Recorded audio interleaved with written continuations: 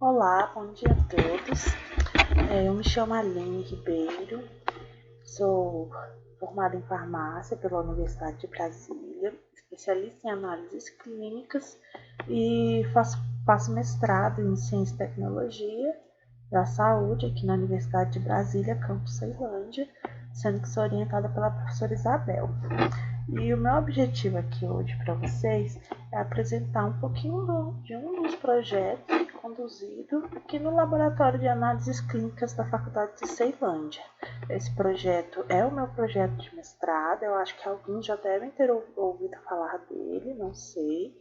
E ele conta com 3 pesquisadores principais. Eu, que já me apresentei, a professora Isabel, que é a minha orientadora, e o doutor André, que é o médico assistente dessa pesquisa e que presta assistência para os nossos participantes.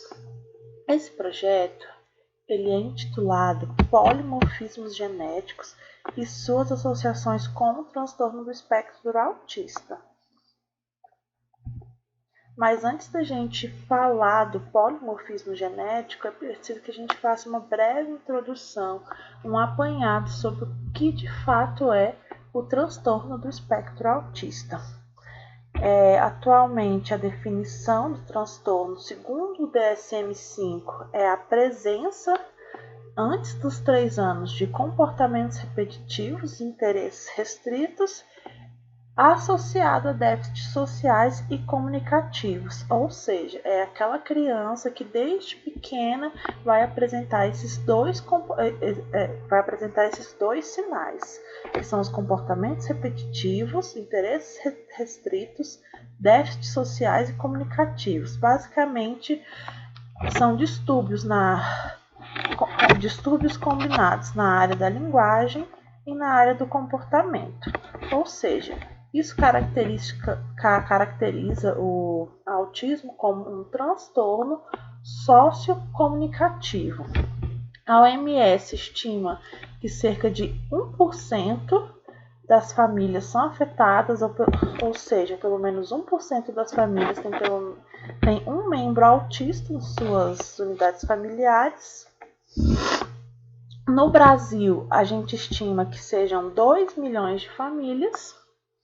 E a última prevalência do autismo que a gente tem, que é feita pelo CDC, é de 1 em cada 59 crianças até 8 anos tem autismo. No Brasil, a gente não tem dados oficiais dessa prevalência, então todas as nossas políticas públicas, nossos estudos, se baseiam nesses estudos do Centro de Doenças Americano, CDC. E outra informação que o CDC traz para a gente também é a proporção de meninos para meninas. Para cada 5 crianças com autismo, 4 serão meninos e só uma será menina. Ou seja, a gente tem uma maior prevalência do autismo acontecendo em meninos.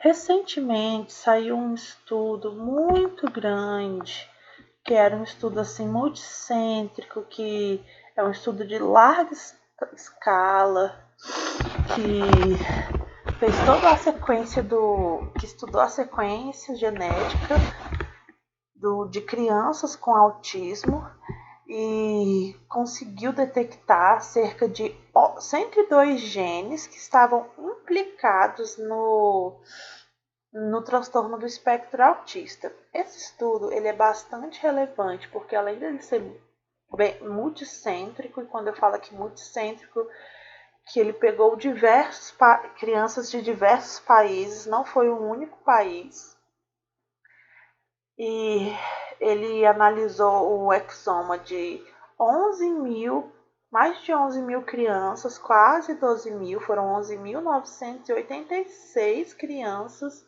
com transtorno do espectro autista e localizou esses 102 genes que estavam implicados com aumento do risco do autismo. Aqui eu peguei uma figura do artigo e tem um exemplo de alguns genes.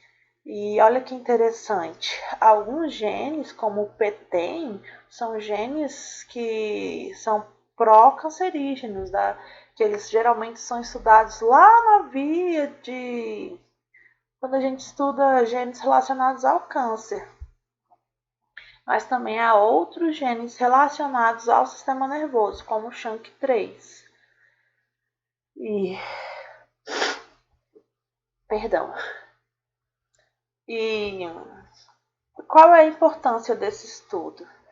Esse estudo ele vai dizer para a gente que o autismo ele tem um fundo genético por trás dele, não é somente fatores ambientais, como se alimentava uma crença antiga, né? Antigamente achava-se que o autismo ele era causado por abandono afetivo dos pais na tenra infância. Tinha até uma teoria chamada teoria de mãe geladeira, que seria a mãe que não foi capaz de dar amor suficiente para o seu filho durante a primeira fase da vida e que desencadeou o autismo. Hoje essa teoria ela está um pouco modificada, tem algumas vertentes dessa teoria, tem até que chamam de mãe celular, mãe tecnologia, que diria que basicamente o autismo ali é culpa dos pais que não deram atenção, mas são teorias que não têm embasamento científico, que já caíram por terra. O que tem embasamento científico hoje é que o autismo ele é uma doença, ele é um transtorno, ele não é uma doença, perdão.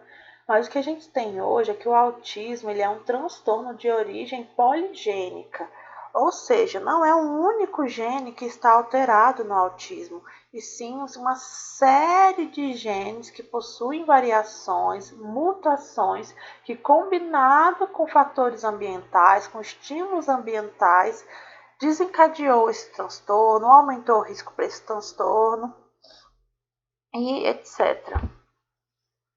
E aí eu trago esse modelo, ele não é um modelo meu, eu estou pegando emprestado, a fonte está aqui embaixo, mas esse modelo ele é bastante didático porque ilustra para a gente o que seria essa suscetibilidade ao TEA, ao transtorno do espectro autista. Ele se chama modelo do copo. Então, é importante a gente ressaltar. O transtorno do espectro autista ele é multigênico e multifatorial. Então, aqui no meu lado esquerdo, a gente tem algumas alterações genéticas que são conhecidas como variantes comuns, variantes raras e fatores ambientais. Variantes comuns seriam aquele polimorfismo genético em determinado gene. Já uma variante rara seria uma depressão, uma duplicação, uma translocação, um ACNV, seria uma mutação mais rara. Variante comum seria aquela que está presente em mais de 1% da população, polimorfismo. Já a variante rara seria uma mutação, é uma alteração genética presente em menos de 1% da população. Então, a gente tem aqui esse modelo do copo, aqui do lado direito, na parte de cima, a gente tem a mãe e o pai, e essa parte cinza seria a borda do copo. Ou seja, passando dessa borda do copo, desse tracejado cinza, a criança teria autismo. Porque a gente tem um grau de tolerância. Eu posso ter algumas variações e mutações no meu DNA, no meu genótipo, mas não necessariamente vou expressar o fenótipo autista. Ali a gente pode ver a mãe também, ela pode ter ali algumas alterações genéticas, mas ela não está expressando esse fenótipo. Mas ambos os pais têm o genótipo, têm genes que carregam fatores de risco, incrementam fatores de risco para o autismo. E aí vamos, nesse modelo aqui que a gente está estudando, esse pai e essa mãe tiveram 4 filhos. Desses 4 filhos, o que a gente pode observar? Que a criança 1, ela herdou variantes comuns, herdou a variante rara da mãe e foi exposta a fatores ambientais importantes. Como ela herdou tudo isso, ainda tem os fatores ambientais incluídos, a gente observa que ela passou do tracejado. Então, ela vai além dela ter o genótipo T, ela vai expressar o fenótipo, ela vai expressar as características do transtorno do espectro autista. Já a criança 2, embora ela também tenha herdado, ela não vai expressar esse fenótipo, porque ela não herdou uma quantidade significativa de mutações e variações, também não foi exposta a fatores ambientais suficientes para que aquele genótipo fosse expresso, para que ela expressasse o fenótipo do transtorno do espectro autista. O mesmo aconteceu com a criança 3 e com a criança 4. Uma coisa muito interessante aqui que eu tenho que lembrar, alguns estudos, não muitos, tentam explicar por que há uma diferença de prevalência entre meninos e meninas. Então, basicamente seria o quê? A borda do copo das meninas seria um pouquinho mais alta. É como os meninos tivessem um copinho raso e as meninas um copinho mais fundo. Ou seja, indivíduos do sexo feminino, eles teriam uma tolerância maior a essas variações genéticas. Elas conseguiriam carregar o maior número de variações genéticas sem necessariamente expressar esse fenótipo autista. Por isso que normalmente os estudos apontam, né, que as crianças diagnosticadas com autismo, que são do sexo feminino, elas tendem a ter graus maiores de autismo. Elas apresentam um autismo numa forma mais grave do que os meninos. É mais comum você encontrar crianças do sexo masculino autistas leves do que crianças do sexo feminino autistas leves. Não sei se deu para entender. Por conta dessa questão da tolerância. Quando a criança do sexo feminino ela é afetada num maior grau, porque ela precisa de mais variações, mais mutações para expressar esse fenótipo autista. Também tem alguns estudos genéticos de concordância entre irmãos. Esses estudos eles buscam analisar assim, pais que tiveram mais de um filho e quantos desses filhos apresentavam um transtorno, e eles observaram que o risco é maior quando a mãe tem a primeira filha menina do sexo feminino e ela já é autista. O risco dela ter um segundo filho autista é maior do que se ela tivesse o primeiro filho do sexo masculino sendo autista. Novamente, a hipótese é que o sexo feminino tem uma maior tolerância a essas variações e quando apresenta o transtorno do espectro autista, porque ela já tem um número grande de mutações e variações genéticas para expressar esse fenótipo. Eu estou falando aqui de polimorfismo genético, partindo do pressuposto que vocês já entendem o que é o polimorfismo. Mas eu trouxe aqui para a gente explicar de novo, já que ele é a chave do nosso trabalho. Polimorfismo genético, ele é uma pequena variação genética na sequência de nucleotídeos que a gente tem lá no nosso DNA. E ela pode ser de vários tipos, que são os polimorfismos de nucleotídeo único, que eu troco apenas uma letrinha, as variações de repetição em tandem, onde eu não troco uma letrinha, na verdade eu repito essa sequência, e a STR, que é uma variação curta, ela é semelhante à VNTR, mas ela é mais curta a repetição. Já a VNTR são repetições mais longas.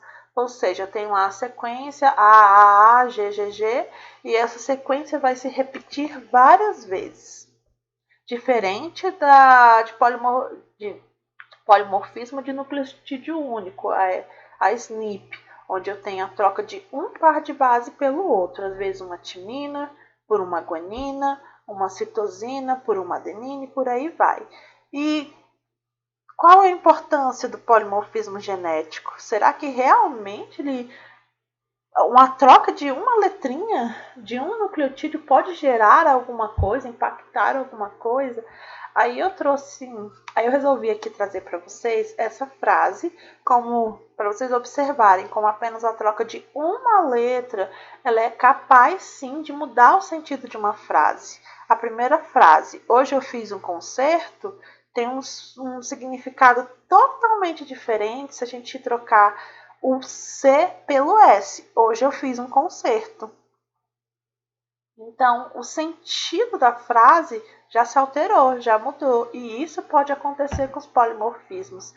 Uma alteração de pares de base em uma sequência, em um determinado gene, ela é capaz de produzir uma proteína, pode produzir uma proteína, e ela pode ou não ter impactos na sua funcionalidade, seja uma proteína, seja aumentar a expressão dessa proteína, a quantidade que ela é produzida, ou diminuir a expressão dessa proteína, ou até criar uma proteína não funcional, uma proteína que não consiga se ligar ao seu sítio de ação e provocar o seu efeito biológico. E por que estudar a genética no TEA, já que a gente ainda não tem, é o que eu escuto assim de muitos pais. Por que eu vou estudar a genética no meu filho com transtorno do espectro autista, se a gente não tem tecnologia ainda para alterar essa mutação, essa variação? Mas o objetivo aqui de se estudar genética não é apenas isso de produzir tecnologias para que a gente consiga consertar, entre aspas, a variação, a mutação. Existem outros motivos para a gente estudar a genética nos transtornos do espectro autista, e não só nesse tipo de transtorno, mas em doenças crônicas não transmissíveis, em outros transtornos mentais e etc. Um dos motivos é planejamento familiar. Qual o risco daquela família de ter mais um filho com autismo? Nem toda família quer ter um único filho. E ter essa informação é importante para pesar os riscos, para tomada de decisão de forma consciente. Outra forma é estratificar o paciente. Se eu consigo dividir melhor os meus pacientes, se eu sei que aquela determinada alteração genética está mais relacionada com distúrbios de fala, já aquela outra mutação genética está mais relacionada com convulsão, eu consigo dividir os meus pacientes e delinear o tratamento de forma mais personalizada para esse paciente. Aí a gente entra aqui no terceiro motivo do porquê se estudar genética, a medicina personalizada. E aqui eu não falo somente de tratamento comportamental disponível, e sim de medicação. A gente sabe que algumas alterações elas podem impactar diretamente na eficácia da medicação e até no surgimento, no aparecimento de alguns efeitos colaterais desses medicamentos. E por fim, é a tão esperada modelagem de doenças, é a gente conseguir uma tecnologia disponível para reprogramar essas células alteradas para que elas possam ter o funcionamento normal. Aqui eu trouxe um artigo. Esse polimorfismo é um dos polimorfismos que a gente está trabalhando atualmente, que é o polimorfismo do DRD3. O DRD3 ele é um gene que codifica um dos receptores da dopamina, da subunidade, né? Uma das subunidades do receptor de dopamina. E os estudos apontam que esse polimorfismo, que é a troca do alelo serina pela glicina, ele pode influenciar a resposta risperidona em crianças autistas.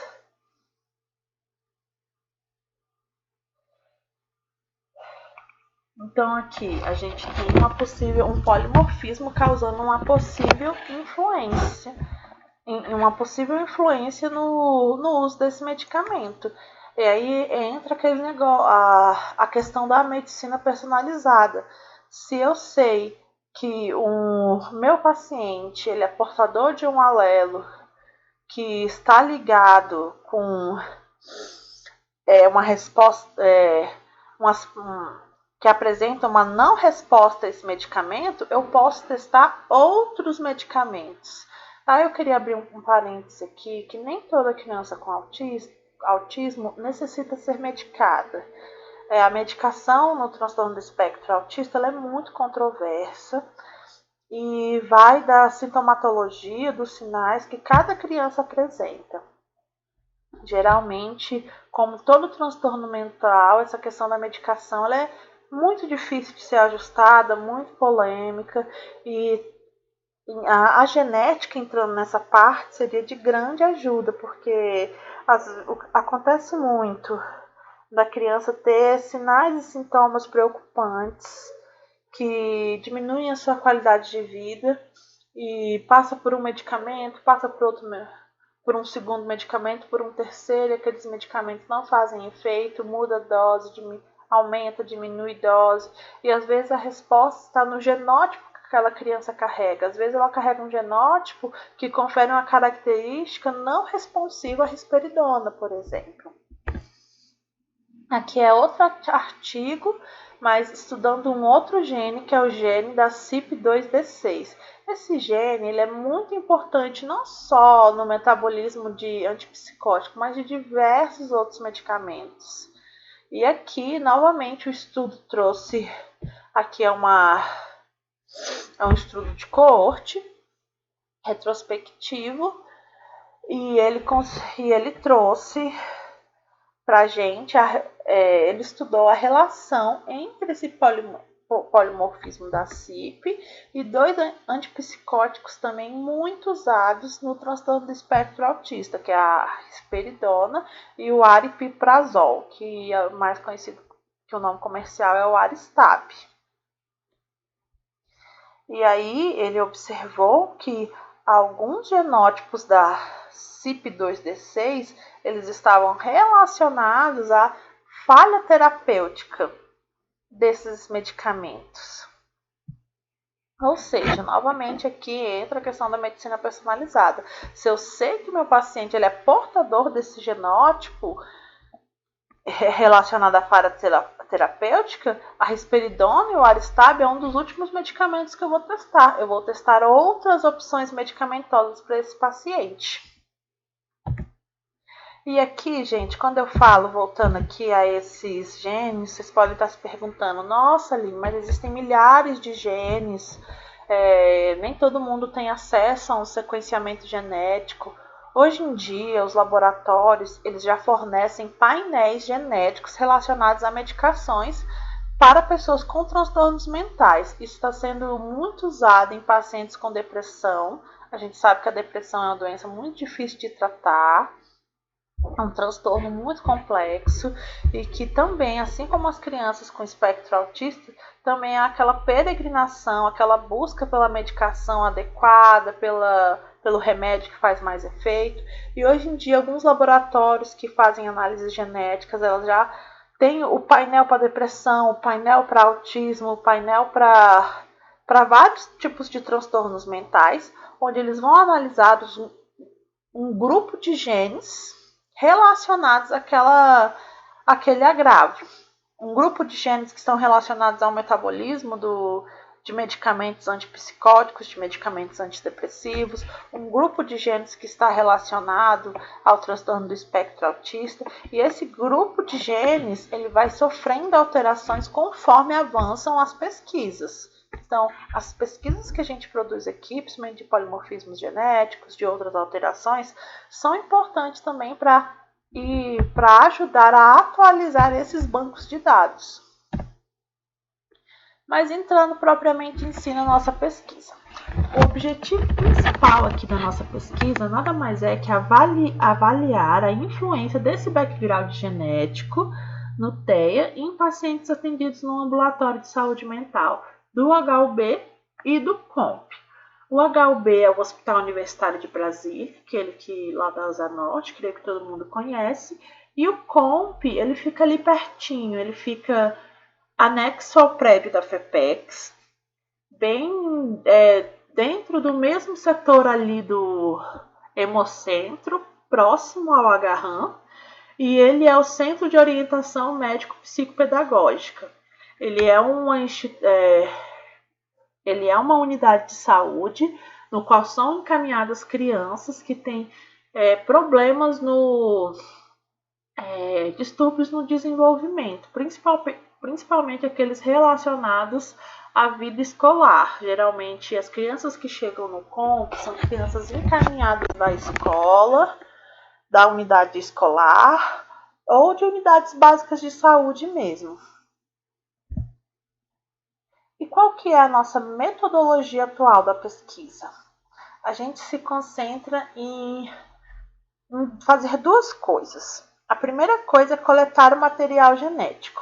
Atualmente, depois de muitos ajustes na metodologia, a metodologia aprovada para coleta, aprovada no CONEP, aprovada no CEP, é aquela que a gente utiliza um SUAB próprio para genotipagem, para análises genéticas, e a gente coleta esse material com esse SUAB. A gente não faz coleta de sangue nessa pesquisa nos indivíduos do grupo caso, somente nos indivíduos do grupo controle. Eu esqueci de falar lá atrás, mas a nossa pesquisa trata-se de uma pesquisa do tipo caso-controle. A gente também aplica um questionário com uma série de perguntas, mas basicamente a gente quer saber sinais e sintomas, manifestações clínicas que aquela criança pode estar apresentando naquele exato momento.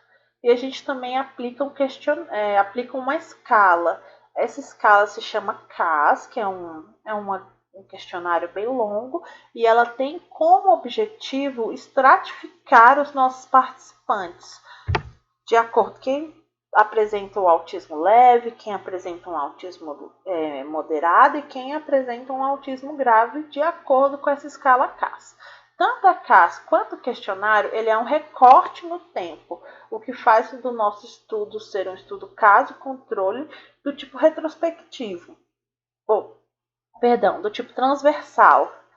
É um estudo transversal do tipo caso-controle. A gente vai fazer um recorte aqui do tempo, do momento que a gente fez a coleta do material genético e aplicou esse questionário e a escala CAS.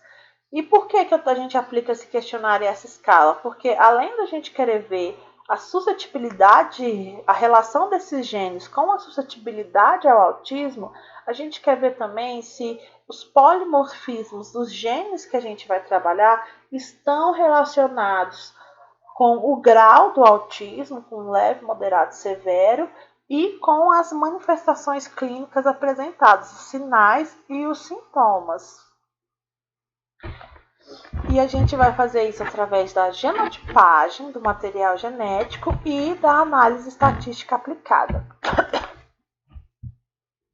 A gente está incluindo nessa pesquisa crianças de 3 a 18 anos. Por que eu estou fazendo esse recorte de 3 anos? Porque usualmente o diagnóstico do transtorno do espectro autista é um diagnóstico longo, ele é fechado, preferencialmente ele deve ser fechado entre os 2 e 3 anos, mas a gente sabe que no Brasil esse diagnóstico costuma ser fechado bem tardiamente, às vezes com 6, 8 anos. Então a gente recortou as crianças menorzinhas. É possível sim diagnosticar autismo em crianças pequenas, com 18 meses. Tem até alguns estudos que apontam para aspectos do transtorno em bebês, mas para a nossa pesquisa a gente está fazendo esse recorte de 3 a 18 anos e diagnosticado segundo o DSM-5. Já os critérios de exclusão, a gente pretendeu excluir qualquer paciente que o autismo seria uma causa secundária, que ele estaria sendo provocado por alguma outra doença, por alguma outra patologia. A gente quer mesmo aquela criança, né, aquele indivíduo que tem o autismo e só o autismo, para a gente realmente conseguir estudar a relação genética. Então a gente optou por excluir da pesquisa pacientes com esclerose tuberosa, neurofibromatose, síndrome do X frágil, síndrome de Rett, pacientes com anormalidades cromossômicas importantes, encefalopatias.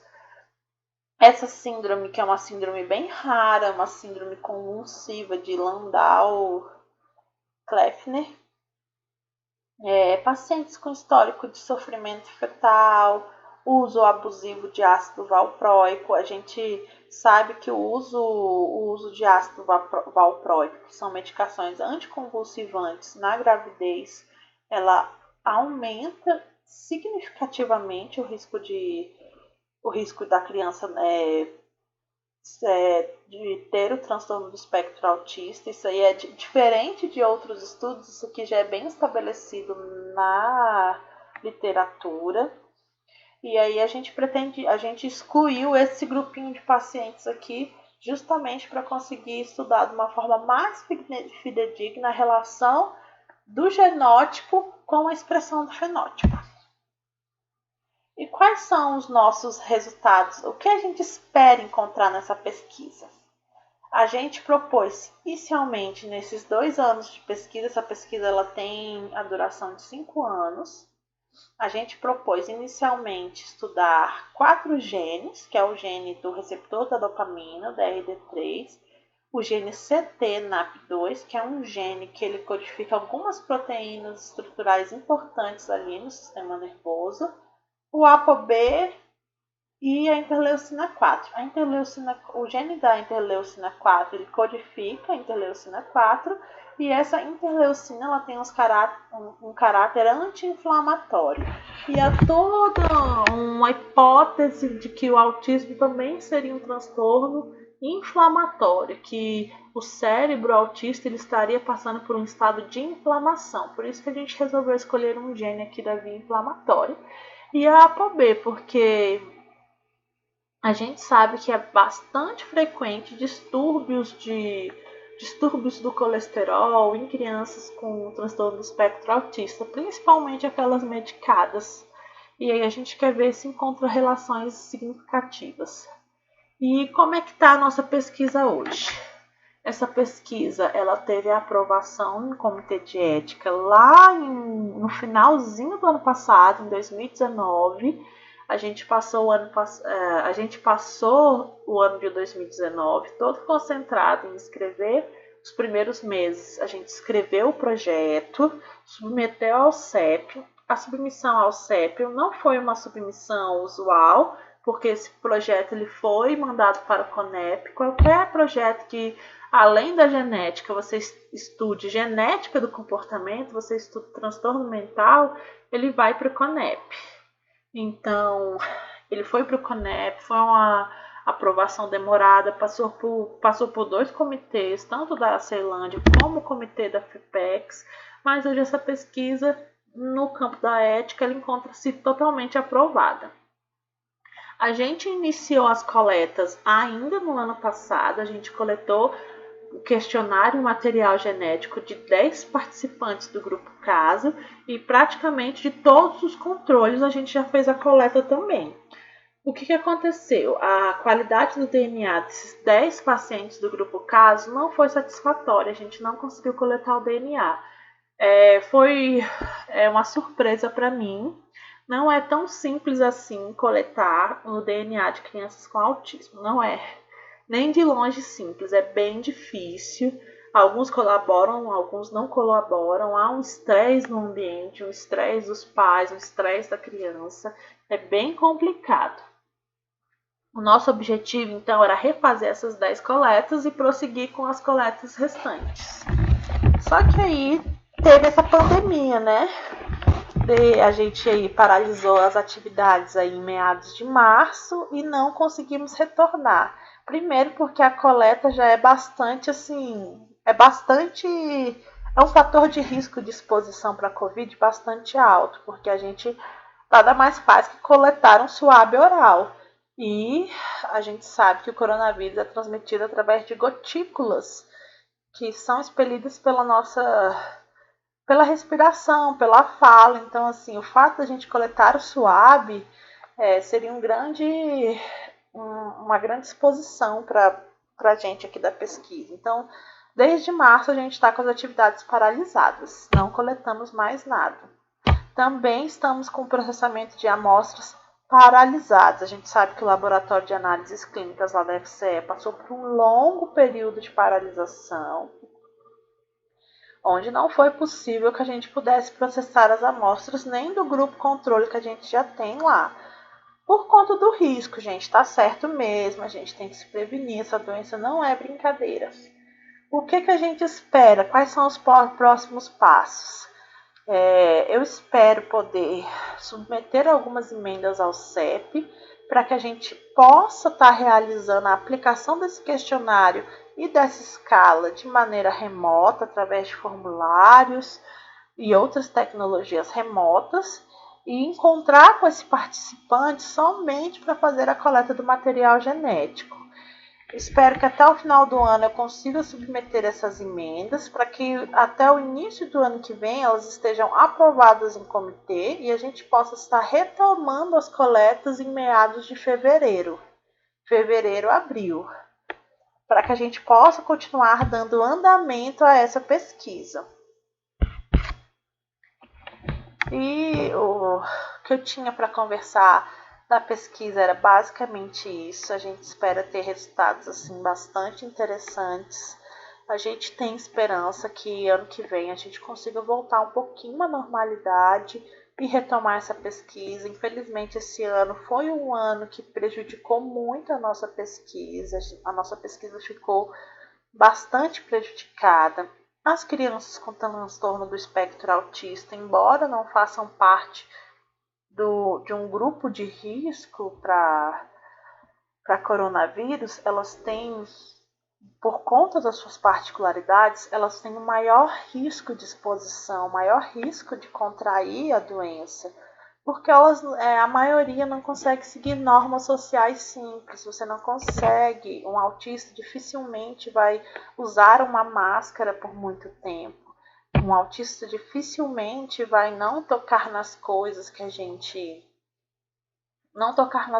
na rua, não vai manter um distanciamento social. É claro, nem todos são assim, alguns são bastante compreensivos, alguns conseguem atender comandos, conseguem realizar esse distanciamento, mas outros não conseguem usar máscara, não conseguem manter um distanciamento social adequado, e paralisar essa pesquisa, embora tenha sido prejudicial para eles, ou para nós da pesquisa, também paralisar essa nossa pesquisa também foi um fator de proteção, porque do mesmo jeito que a gente, enquanto pesquisador, não quer se expor ao vírus, a gente também não quer que esse paciente se expondo também a uma situação de risco.